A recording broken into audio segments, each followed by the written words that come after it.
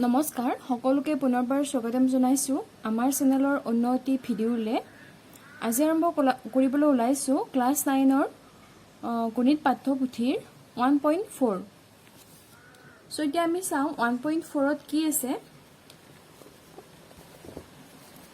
1.4 ত আছে সংখ্যা ৰেখাত বাস্তৱ সংখ্যাৰ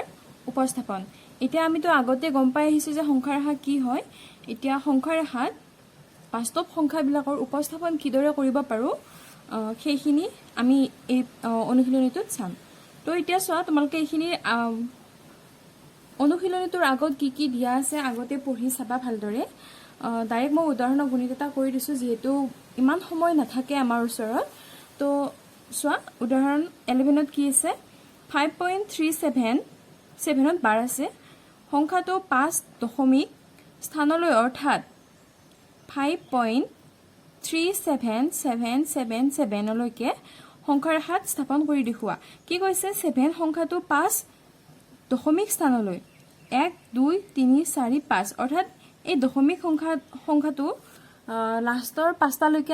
আমাক দেখুৱাব দিছে যদি তিনিটা দেখুৱাব দিলে হয় হেতেন কি দেখুৱালো হয় 5.377 এতিয়া 5টা দেখুৱাব দিছে হেকাৰণে আমি কি লম 5.3 তো থাকি গল আৰু 7 যেটো 7 ৰ ওপৰত বাৰ আছে হেকাৰণে আমাৰ কি হ'ব 7 7 7 7 অৰ্থাৎ 4টা 7 আহি যাব পিছত এতিয়া আমি দেখুৱাম এতিয়া চোৱা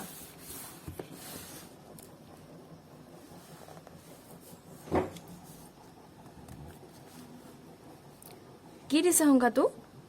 5.37 বাৰ দিছে এতিয়া আমাৰ মেইন উদ্দেশ্যটো কি হৈছে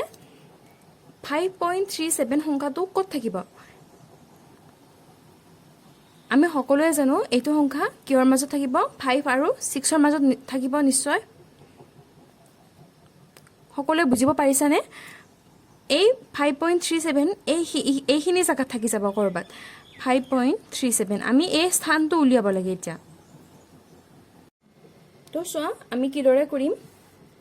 এতিয়া সংখ্যা ৰেখাডাল টানি ললো সংখ্যা ৰেখাডালত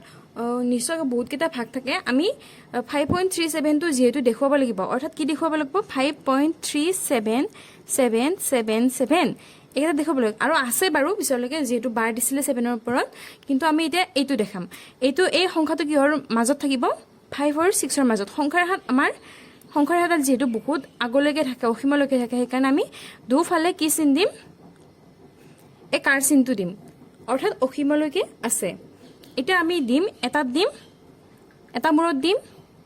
5 আৰু আনটো মূৰত দিম 6 এটা কোৱাচোন 5 আৰু 6 ৰ মাজত যদি আমি 5.1 5.2 এনেদৰে ধৰো কিমানটা ভাগ হ'ব মাজত নিশ্চয়কৈ 10টা ভাগ হ'ব মই কৈ দিছো আগতে 5 আৰু 6 ৰ মাজত আমি 5 আৰু 6 ৰ মাজত উলিয়াব বিচাৰিছো হয়নে এটা 5 আৰু 6 ৰ মাজত কি কি থাকে 5.1 5.2 5.3 5.4 5.5 5.6 5.7 5.8 5.9 আৰু 5.10 লিখিম জানো আমি 10 নিলিখো ডাইৰেক্ট কি লিখিম 6 অৰ্থাৎ এইকেইটা সংখ্যা থাকে 5.2 আৰু 5.9 লৈকে থাকে হয়নে 5.1 ৰ পৰা ধৰিব পাৰিছা নিশ্চয় সৰি 5.1 ৰ পৰা এইকেইটা সংখ্যা থাকে 5 আৰু 6 ৰ মাজত হয়নে এটা আমি লিখি যাম সমানে কেইটা ভাগ কৰিম 10টা ভাগ কৰিম মই ভাগকেইটা কৰি লৈ ভিডিওটো পজ কৰিছো ভাগকেইটা কৰি লৈ দেখাইছো এতিয়া চোৱা মই সমানে ভাগকেইটা কৰি লৈছো দেখিছা 1 2 3 4 5 6 7 8 9 অৰ্থাৎ 9টা ভাগ কৰি 9টা আছ মাৰিছো ভাগ কিমান হৈছে 10টা এটা 5 ৰ পিছত কি হ'ব ষ্টাৰ্ট হ'ব 5.1 5.2 5.3 এনেকৈ আমি লিখি যাম 5.4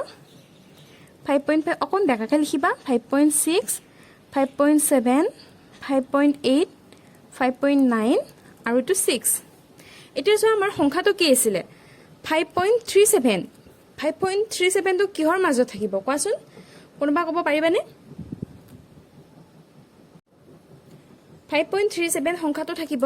5.3 আৰু 5.4 ৰ মাজত অৰ্থাৎ এইখিনি পোৰ্শনত এইখিনি পৰ্চনটো আমি এনেকৈ দিম অৰ্থাৎ এইখিনি আমি জুম কৰি চোৱাৰ নিচিনাকৈ চাম এতিয়া আমাৰ কিতাপখনত নিশ্চয়কৈ তোমালোকে দেখা পাইছে যদি এটা লেন্স টাইপ বস্তু দিয়া আছে আমি লেন্স টাইপ বস্তুটো দিয়া নাই ডাইৰেক্ট এইটো এনেকৈ দি দিছোঁ আৰু এনেকৈ দিয়াৰ মিনিংটো হৈছে আমি জুম কৰি চোৱা বা পৰিৱৰ্তন হিচাপত এনেকৈ চোৱা হিচাপটো আমাক দেখুৱাব দিছে যিহেতু এতিয়া আমি এনেকৈ লিখিম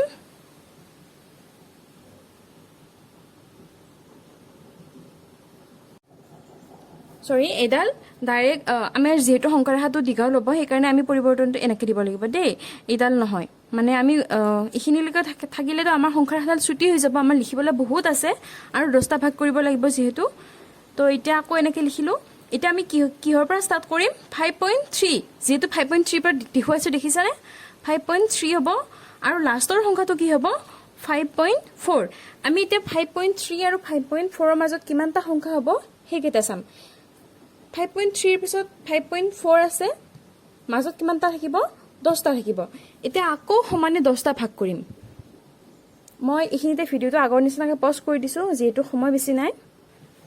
চোৱাচোন মোৰ ইয়াতে কিমান কাটা কাটি টাইপ হৈছে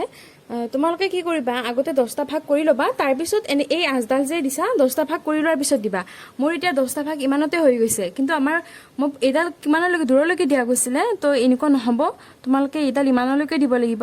তো মোৰ মতেদি তোমালোকে এই 10টা ভাগ কৰি লোৱাৰ পিছত তোমালোকে এই আঁচডাল দি ল'বা ঠিক আছে তো এতিয়া চোৱা মই সংখ্যাকেইটা পাতি দিছোঁ 5.3 পিছত কি লিখিছোঁ 5.31 তাৰপিছত 5.32 5.33 5.34 5.35 এনেকৈ 5.39 লাষ্টত 5.34 39ৰ পিছত কি হয় 40 হয় 40টো আমি 0টো নাই নাপাতো দশমিকৰ পিছত সেইকাৰণে 5.4 তো এনেকৈ ভাবিলেও হৈ যায় এতিয়া চোৱা আমাৰ সংখ্যাটো কি আছিলে 5.37 5.37 ক'ত বিচাৰিম ইয়াতে বিচাৰিম 5.36 5.37 377 আমাৰ 5.37ৰ পিছত আৰু কি আছিলে 5.377 আছিলে তো সংখ্যাটো আমাৰ ক'ত থাকিব এইটো অংকৰ মাজত থাকিব এতিয়া আমি আকৌ এইখিনি এনেকৈ লৈ পেলাই আকৌ লিখিম সংখ্যাকেইটা মই সংখ্যা ৰেখাডাল বনাই লৈছোঁ তাৰপিছত তোমালোকক দেখুৱাই আছোঁ এয়া মই সংখ্যাকেইটা পাতি ল'লোঁ তো প্ৰথম সংখ্যাটো কি আছিলে 5.37 আৰু লাষ্টৰটো কি আছিলে 5.38 তো মাজত কি থাকিব 5.371 372 373 এনেকুৱাকৈ আহি লাষ্ট কিমান হ'ব 5.379 দেন 5.38 ডাইৰেক্ট 8 আহি যাব 79ৰ পিছত 80 0টো নাপাতো বুজি পাইছা এইখিনি তো এতিয়া চোৱা আমাৰ সংখ্যাটো কি আছিলে 5.377 সংখ্যাটো ক'ৰ মাজত থাকিব এই 7 আৰু লাষ্টৰ সংখ্যাটো কিন্তু 7 আছিলে যেহেতু আমাক 5টা সংখ্যালৈকে বঢ়াব দিছিলে তো সংখ্যাটো ক'ত থাকিব এইটো অঞ্চলত থাকিব হয়নে তো এইটো আমি আকৌ এনেকৈ লিখিম 377 আকৌ আমি দুবাৰ কৰিব লাগিব যেহেতু এতিয়া লাষ্টত কেইটালৈকে হ'ল 1 2 3 আমাক কেইটালৈকে কৰিব দিছিলে 5টালৈকে কৰিব দিছিলে তো আৰু দুটা সংখ্যা আহি যাব 77 মই সেই দুটা একেলগে কৰি পেলাই তোমালোকক দেখাই আছোঁ এতিয়া চোৱা তোমালোকে মই সংখ্যা ৰেখা দুডাল পাতি লৈছোঁ লাষ্টৰ দুডাল তো আমাৰ লাষ্ট সংখ্যাটো কিমানলৈকে গৈছিলে 5.377 আৰু 5.378ৰ মাজত থাকিব যেহেতু আমাৰ সংখ্যাটো কি আছিলে 5.37777 আছিলে তো এই সংখ্যা দুটা এনেকৈ মই ডাঙৰ সংখ্যা দুটা ওপৰত পাতি দিছোঁ দেখিছাই এনেকৈ কৰিলে অকণমান দেখিবলৈ ভাল হ'ব তোমালোকে এনেকৈ কৰি ল'বা ডাঙৰ যিকেইটা মেইন মাজৰ সংখ্যা সেইকেইটা ওপৰত পাতি ল'বা আৰু মাজৰ সংখ্যাখিনি তলত পাতি থৈ দিবা দেন আমাৰ সংখ্যাটো কি হ'ব 5.3777ৰ মাজত থাকিব অৰ্থাৎ 777 দেন নেক্সটটো কি আছিলে আমাৰ 5 আকৌ 7 এটা আহিব তো এইটো সংখ্যা কিহৰ মাজত থাকিব এইটো আৰু এইটোৰ মাজত থাকিব এইটো আকৌ এতিয়া পাতি দিলোঁ দেখিছা 5.3777 আৰু 5.3778 এনেকৈ তোমালোকে স্কেল ব্যৱহাৰ কৰিবা আৰু ধুনীয়াকৈ লিখিবা এতিয়া সংখ্যাটো আমাৰ উলিয়াব লগা সংখ্যা কোনটো আছিলে 5.3 377777 এতিয়া চোৱা কেইটা সংখ্যা আছে দশমিকৰ পিছত 1 2 3 4 5 এই পাঁচটা সংখ্যা হয়নে আমাক উলিয়াব দিয়া সংখ্যা এইটোৱে আছিল দেখিছা গতিকে ইয়াতে লিখিবা গতিকে প্ৰদত্ত সংখ্যাটোৱে হৈছে উলিয়াবলগীয়া প্ৰদত্ত সংখ্যাটোৱে হৈছে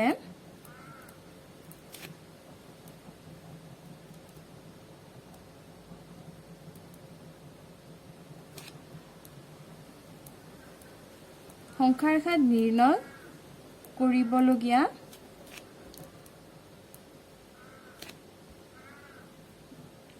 সংখ্যা বুলি দিলে হৈ গ'ল সংখ্যা এইখিনিয়ে গণিতটো কৰিবলৈ বহুতে সহজ যদি বুজি পোৱা তো বুজি পালা বুলি মই বিশ্বাস কৰিছোঁ